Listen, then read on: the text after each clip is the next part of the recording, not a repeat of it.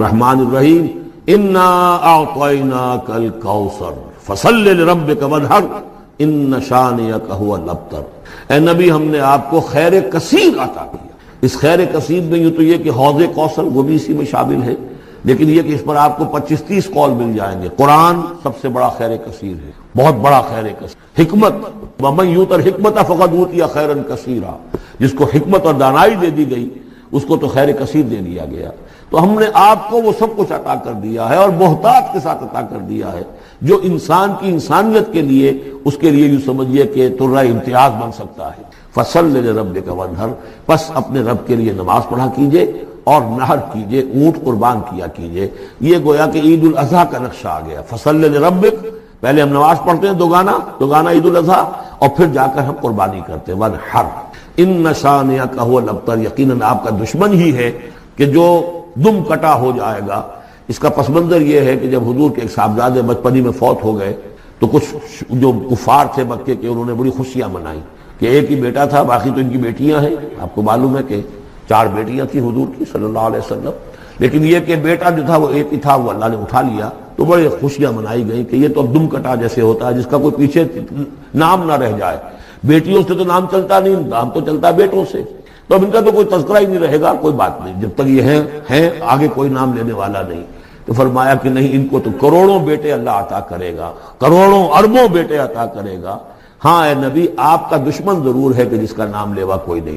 روح بیدار ہوگی تو وہ پیاس جو اس کے اندر اب پیدا ہوئی ہے وہ کدھر متوجہ ہوگی؟ اپنے پروردگار کی طرف۔ یہ ربط ہے اگلی آیت کا، پڑھیے وَإِذَا سَأَلَكَ عِبَادِي عَنِّي فَإِنِّي قَرِيبٌ۔ جب یہ روح بیدار ہو کر اپنے مرکز کی طرف متوجہ ہوگی، اپنے منبع اور سرچشمے کی طرف متوجہ ہوگی، اپنے مبدا کی طرف متوجہ ہوگی، تو اے میرے نبی صلی اللہ علیہ وسلم، جب میرے بندے آپ سے میرے بارے میں پوچھیں فَإِنِّي قَرِيبٌ، انہیں بتا دیجئے میں قریب ہی ہوں، کہیں دور نہیں، اس کی رگے جان سے بھی زیادہ قریب۔ ہم قریب ہیں، جب چاہو ہمیں پکارو، جب چاہو دعا کرو، جب چاہو باریابی حاصل کر لو۔ ہم تو مائل پہ کرم ہے، کوئی سائل ہی نہیں۔ ہم تو ہر روز رات کے آخری گھڑیوں میں سمائے دنیا تک نزول فرماتے ہیں، اور ہماری طرف سے پکارنے والا پکارتا ہے حل من مستغفر فاغفر لہ، ہے کوئی استغفار کرنے والا کہ میں اسے بخش دوں، ہے کوئی مانگنے والا حل من سائل فاعطیہ، ہے کوئی مانگنے والا جسے میں دوں۔ تم سوئے ہوتے ہو، ہم تو غافل نہیں، تو متوجہ تو ہو، آؤ تو صحیح ہماری طرف۔ حدیث قدسی میں آیا ہے میرا بندہ میری طرف چل کر آتا ہے، میں دوڑ کر آتا ہوں، وہ بارش بھراتا ہے، میں ہاتھ بھراتا ہوں، میرا بندہ میرا ذکر اپنے دل میں کرتا ہے، میں اپنے جی میں اس کا ذکر کرتا ہوں، یاد کرتا ہوں، اور میرا بندہ اگر کسی محفل میں میرا ذکر کرتا ہے، میں اس سے بہت اعلیٰ محفل میں اس کا ذکر کرتا ہوں، بلائے اعلیٰ کی محفل میں ذکر کرتا ہوں۔ یعنی کہ الفاظ ہیں کہ تو تم غافل ہو بھائی ہم سے، ہم تو غافل نہیں۔ اغیب و ذلطائف لا یغیب وارجو ہو رجال لا یخیب، میں غائب ہو جاتا ہوں، وہ تو غائب ہونے والی ہستی نہیں ہے، ہر آن موجود، ہوا معکم اینما کنتم وَإِذَا سَأَلَكَ عِبَادِي عَنِّي فَإِنِّي قَرِيبٌ أُجِيبُ دَعْوَةَ الدَّاعِ إِذَا دَعَانِ فَلْيَسْتَجِيبُوا لِي۔ لیکن اب آئی بات اصل، یہ دو طرفہ بات ہوگی، مجھ سے دعا کرو، کسی وقت کی پابندی نہیں، کسی جگہ کی پابندی نہیں، ناپاکی کی حالت میں ہو تب بھی دعا کر سکتے ہو، میری کتاب کو ہاتھ مت لگانا، مجھ سے دعا کر سکتے ہو، دعا پہ کوئی پابندی نہیں، لیٹے مانگو، بیٹھے مانگو، ناپاکی میں مانگو، پاکی میں مانگو، جب چاہو مانگو، مجھے دعا میں کوئی خطرت نہیں، اور جہاں پکارو گے there and then I will listen to you and I will grant your prayers۔ اجیبو جو ہے، اجیبو دونوں مان، جواب دینا اور قبول کرنا، اجابت استجابت دونوں کا ایک ہی مفہوم ہے، جواب دینا اور قبول کرنا۔ اجیبو دعوت الداعی اذا دعان، میں تو ہر پکارنے والے کی پکار کو سنتا ہوں، قبول کرتا ہوں جب بھی وہ مجھے پکارتا ہے، لیکن فَلْيَسْتَجِيبُوا لِي، میرا بھی تو کہنا مانو، چاہیے کہ یہ بھی میرا کہنا مانے، مجھ سے محبت کریں، مجھ سے لو لگائیں، میرے دین کے لیے اپنے آپ کو وقف کریں۔ ان صلاتی و نسکی و محیایا و مماتی للہ رب العالمین، میرے باغیوں کے خلاف بغاوت کریں، میرے دین کا جھنڈا اونچا کریں، یہ سارے احکام ہے کہ یہ قرآن میں۔ قاتلوہم، جیسا کہ میں نے آپ کو بتایا اگلے ہی رکوع میں قتال کا حکم آ رہا ہے، اب وہ گھوڑوں کو روزہ رکھواتے تھے، بتا دیا یہ روزہ تمہیں کس لیے رکھوایا جا رہا ہے، اگلے ہی رکوع کے اندر حکم ہے قاتلوا فی سبیل اللہ الذین یقاتلونکم وقاتلوہم حتی لا تکون فتنۃ ویکون الدین للہ، اللہ کے لیے دین ہو جائے، پورا کا پورا نظام اللہ کے تابع آ جائے، اس کے لیے پہلے دعوت دو، محنت کرو، جد و جہد کرو، اس دعوت کے نتیجے میں جمعیت فراہم کرو، جب جمعیت اتنی ہو جائے کہ پھر اس باطل نظام کے خلاف بغاوت کر سکو تو کرو بغاوت، اگر باطل نظام کے خلاف بغاوت نہیں کرتے ہو تو پھر ہم سے بغاوت ہے تمہاری، پہلے ذہنی بغاوت ہے، آپ ڈس اون کیجئے ذہنی اعتبار سے، نفسیاتی اعتبار سے، میں اس نظام کو نہیں اون کرتا، ریکنسائل نہ کیجئے اس کے ساتھ، کوئی تعاون نہ کیجئے اس کے ساتھ، کوئی چاچری اور ملازمت نہ کیجئے اس کی، تن من دھن لگائیے اس نظام کو بدلنے کے لیے، چاہے ابھی وہ دعوت کے مرحلے میں ہے، لوگوں کو تیار کیا جا رہا ہے، تربیت دی جا رہی ہے، تزکیہ کیا جا رہا ہے، لیکن ہدف کیا ہے؟ تاکہ اللہ کا دین غالب۔ فَلْيَسْتَجِيبُوا لِي، میرا بھی تو کہنا سنیں اور مانیں، میں جہاد کا حکم دیتا ہوں تو جہاد کریں، میں اقامت دین کا حکم دیتا ہوں اقیم الدین تو اس کے لیے کھڑے ہو جائیں، میں قتال کا حکم دوں تو قتال کریں۔ فَلْيَسْتَجِيبُوا لِي وَلْيُؤْمِنُوا بِي، اور مجھ پر ہی اپنا ایمان پختہ رکھیں، توکل کریں تو مجھ پر کریں، محبت کریں تو مجھ سے، راضی رہے تو میری تقدیر پر راضی رہے، توکل ہو، راضی برضائے رب ہو، اطاعت ہو، جب تک یہ ساری چیزیں اللہ کے لیے نہ ہو جائیں۔ وَالَّذِينَ آمَنُوا أَشَدُّ حُبًّا لِلَّهِ، اصل میں تو مومن وہ ہوتے ہیں جو سب سے بڑھ کر شدید ترین محبت اللہ سے کرتے ہیں۔ قُلْ إِنْ كَانَ آبَاؤُكُمْ وَأَبْنَاؤُكُمْ وَإِخْوَانُكُمْ وَأَزْوَاجُكُمْ وَعَشِيرَتُكُمْ وَأَمْوَالٌ اقْتَرَفْتُمُوهَا وَتِجَارَةٌ تَخْشَوْنَ كَسَادَهَا وَمَسَاكِنُ تَرْضَوْنَهَا أَحَبَّ إِلَيْكُم مِّنَ اللَّهِ وَرَسُولِهِ وَجِهَادٍ فِي سَبِيلِهِ فَتَرَبَّصُوا حَتَّىٰ يَأْتِيَ اللَّهُ بِأَمْرِهِ وَاللَّهُ لَا يَهْدِي الْقَوْمَ الْفَاسِقِينَ۔ اے نبی سے کہہ دیجئے اگر تمہیں اپنے باپ، اپنے بیٹے، اپنے بھائی، اپنے اسپاؤسز، بیوی کے لیے شوہر، شوہر کے لیے بیوی،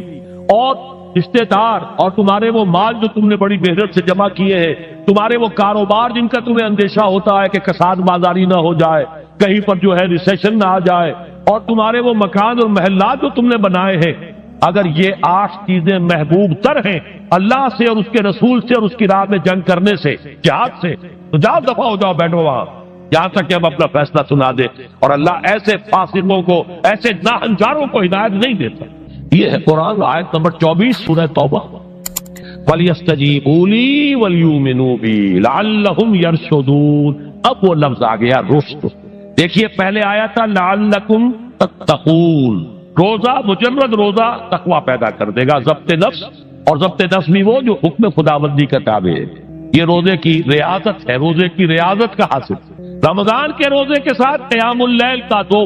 گنا پروگرام، دن میں روزہ، رات کا قیام قرآن کے ساتھ۔ اس کا پہلا نتیجہ کیا ہے؟ لعلکم تشکرون، تاکہ قرآن کی عظمت منکشف ہو جائے، قرآن کی قدر و قیمت سے تم آگاہ ہو جاؤ، تمہیں معلوم ہو جائے کتنی بڑی دولت ہے جو اللہ نے دی ہے۔ اور آخری بات یہ، جب تمہاری روح بیدار ہو جائے گی،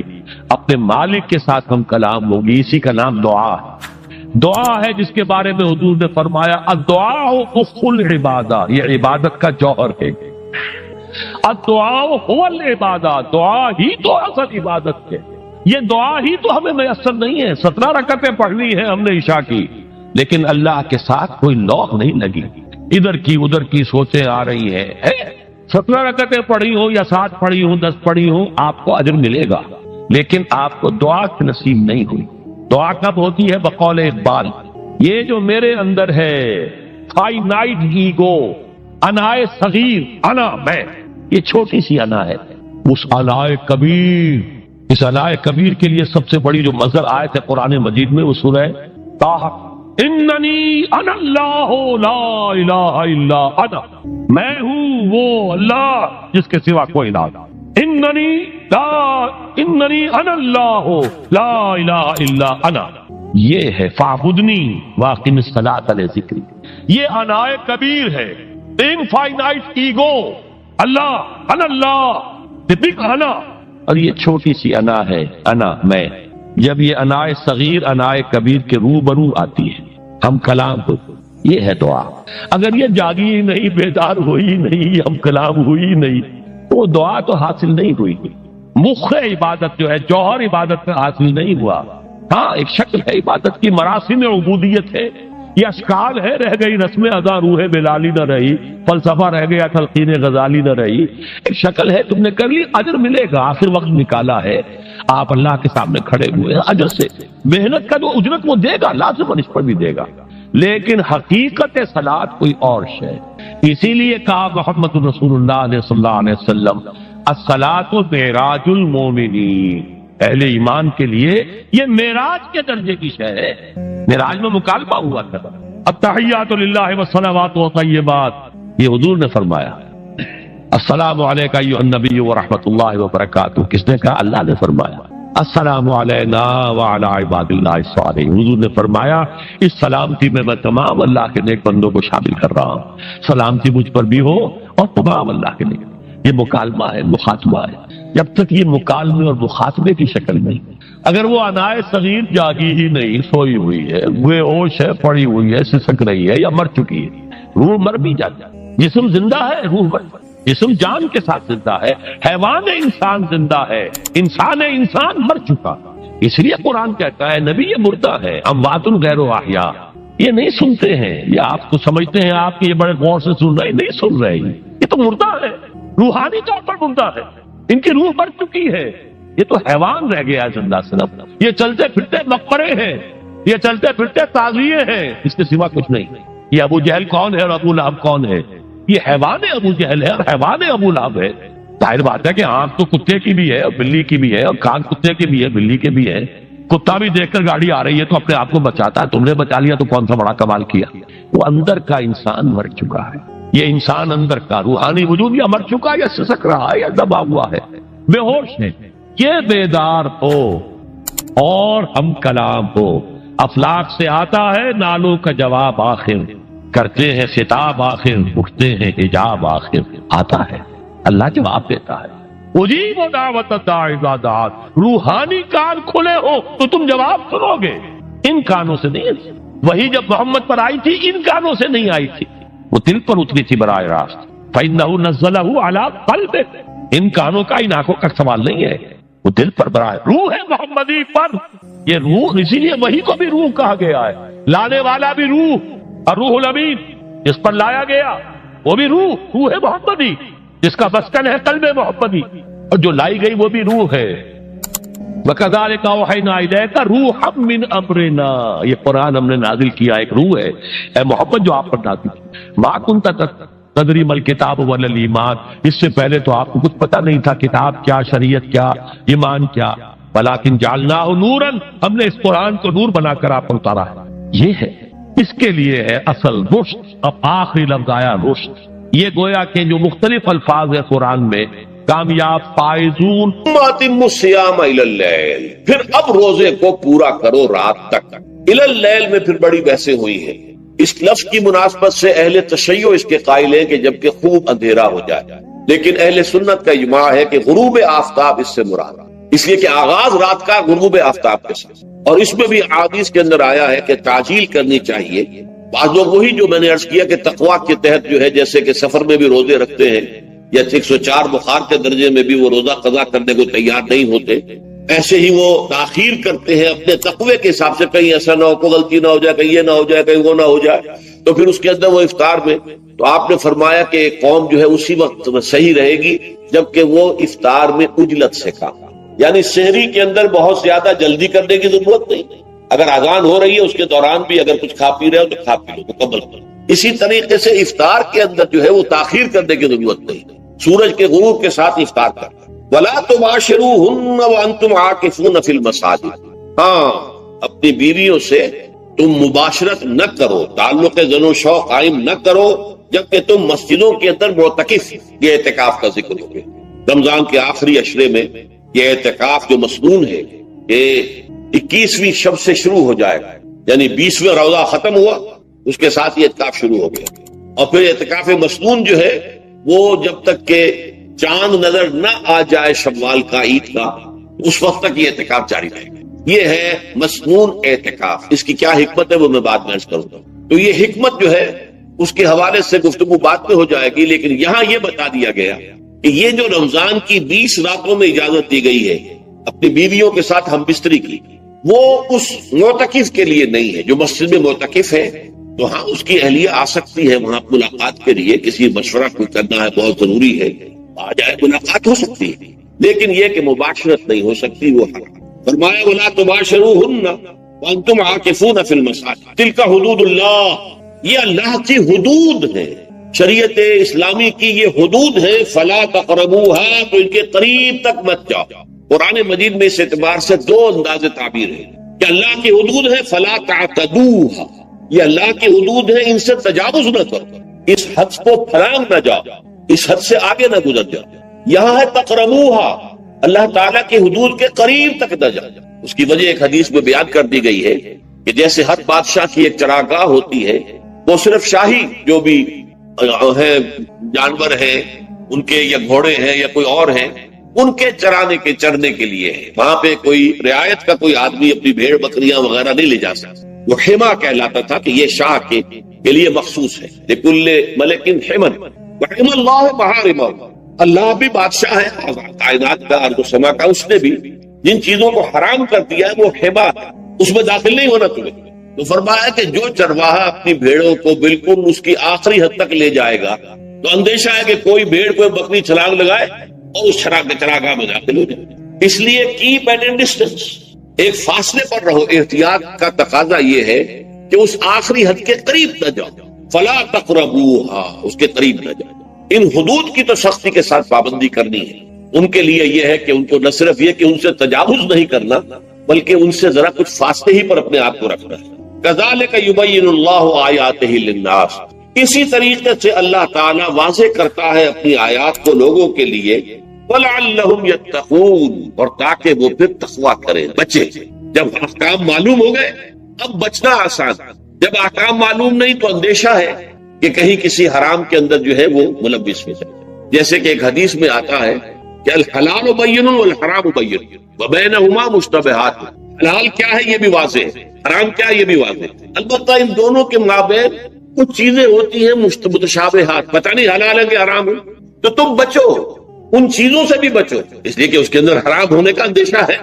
لہذا ان سے بھی بچو۔ جو صریحاً حلال ہے اسی پر اکتفا، جن کے بارے میں تعین نہیں ہو پا رہا ہے کہ وہ حلال ہے، البتہ یہ بھی ثابت نہیں ہو رہا ہے کہ وہ حرام ہے، تو ان سے یہ تقویٰ کا تقاضا ہے۔ اگرچہ قانونی اعتبار سے یہ کہا جائے گا کہ وہ مباح، جس شے کی حرمت کا ثبوت ہمیں کتاب اللہ اور سنت رسول سے نہ ملے وہ مباح ہے، لیکن یہ ہے کہ تقویٰ کا تقاضا یہ ہے، قانون کا تقاضا یہ کہ مباح کو آپ اختیار کریں گے تو آپ پر گرفت نہیں ہوگی، اس لیے کہ اس کی حرمت ثابت نہیں ہے، لیکن تقویٰ کا تقاضا یہ ہے کہ آپ صرف اس شے پر اکتفا کریں کہ جس کے حلال ہونے کے لیے ثبوت اور دلیل موجود، تو یہ ہے کہ تلک حدود اللہ فلا تقربوها کذالک یبین اللہ لکم للناس آیاتہ للناس لعلہم یتقون۔ یہ احکام ہے تکمیلی روزے کے، جس کے ضمن میں میں نے کچھ احادیث نبویہ کے حوالے سے بھی ان کی مزید وضاحت کر دی۔ اب یہ تیسری بات، روزے کا اصل حاصل کیا ہے؟ اب پہلی آیت پر ہمیں توجہ دینی ہوگی، یا ایھا الذین آمنوا کتب علیکم الصیام، اہل ایمان تم پر روزہ فرض کیا گیا، لکھ دیا گیا، طے کر دیا گیا، اگرچہ جیسا کہ میں نے عرض کیا یہ ابتدائی حکم ہے اور اس میں وجوب علی التخییر وہ بعد میں آ چکا دوسری آیت، کما کتب علی الذین من قبلکم، جیسے کہ یہ فرض کیا گیا تھا ان پر جو تم سے پہلے تھے، یعنی یہود اور نصارہ، ان پر بھی یہ روزہ جو ہے یہ فرض تھا، البتہ احکام مختلف ہو گئے، جیسے جمعے کا دن اور جمعے کو چھوڑ کر یہودیوں نے سبت کا دن اختیار کیا، عیسائیوں نے جو ہے وہ سنڈے کو اختیار کر لیا، لیکن احکام میں فرق ہے، وہاں پورے سبت کے دن، ہفتے کے دن کاروبار دنیاوی مطلقاً حرام، لیکن ہمارے ہاں شریعت کے اندر آسانی پیدا کی گئی کہ صرف جمعے کی اذان سے لے کر نماز ادا ہو جانے تک وہ حرام ہے، لیکن باقی یہ ہے کہ اس سے پہلے بھی اگر کرو اور بعد میں جب فَإِذَا قُضِيَتِ الصَّلَاةُ فَانتَشِرُوا فِي الْأَرْضِ وَابْتَغُوا مِن فَضْلِ اللَّهِ، جب نماز ادا ہو چکے تو جاؤ منتشر ہو سکتے ہو زمین میں اور اللہ تعالیٰ کے فضل کو تلاش کر سکتے ہو۔ تو اسی طریقے سے اگرچہ حکم روزہ جو ہے وہ تو سابقہ امتوں میں بھی تھا، لیکن یہ اس کے احکام جو ہے ان کے اندر تغیر و تبدل ہے۔ کتب علیکم الصیام کما کتب علی الذین من قبلکم لعلکم تتقون، تاکہ تمہارے اندر تقوی پیدا ہو۔ اب یہ ہے حکمت صوم کی پہلی آیت۔ تقوی کسے کہتے ہیں؟ بچپن، کس چیز سے بچپن؟ اللہ نے جو چیزیں حرام کی ان سے بچنا، اللہ کے احکام کو توڑنے سے بچنا۔ دیکھیے یہ لفظ جو ہے اس کا مادہ ہے وا، آف اور یا، وقا۔ وقا یقی کے معنی ہے کسی کو بچانا۔ ہم دعا مانگتے وقنا عذاب النار، اے اللہ ہمیں آگ کے عذاب سے بچا دے۔ لیکن اتقا بنتا ہے باب افتعال، واو تے میں شامل ہو گئی تو اتقا، اور اسی سے تقویٰ ہے۔ تقویٰ کے معنی کیا ہے؟ بچنا، خود بچنا۔ وقا یقی دوسرے کو بچانا، بچنا اللہ کے احکام کو توڑنے سے، اللہ کی حرام کردہ چیزوں میں ملوث ہونے سے، اللہ کے غضب سے، غصے سے، اللہ کی ناراضگی سے، اور آخرت میں اللہ کے عذاب سے۔ یہ بچنے کی روش ہے، پوری زندگی میں بھی اس کو جاری رکھنا۔ یہ تقویٰ زندگی میں کیا ہوگا؟ اللہ کے احکام کو توڑنے سے بچنا، اللہ کی حرام کردہ چیزوں میں ملوث ہو جانا، ان کا استعمال کھانے پینے سے متعلق ہو یا وہ شہوت سے متعلق ہو یا کسی اور چیز سے متعلق ہو، اس سے بچنا۔ اور یہ بچنا جو ہے آخرت میں نتیجہ خیز ہوگا، جہنم سے بچاؤ ہو جائے گا، آگ کے عذاب سے نجات مل جائے۔ اچھا روزے کا اس سے تعلق کیا ہے یہ سمجھ لیں۔ دیکھیے ہمارے گناہوں کا سب سے بڑا سبب ہمارے نفسانی تقاضے ہیں۔ ہم ایک حیوان بھی ہیں اور حیوان سے برتر بھی کچھ ہے، وہ میں بات کروں گا، لیکن حیوان تو ہے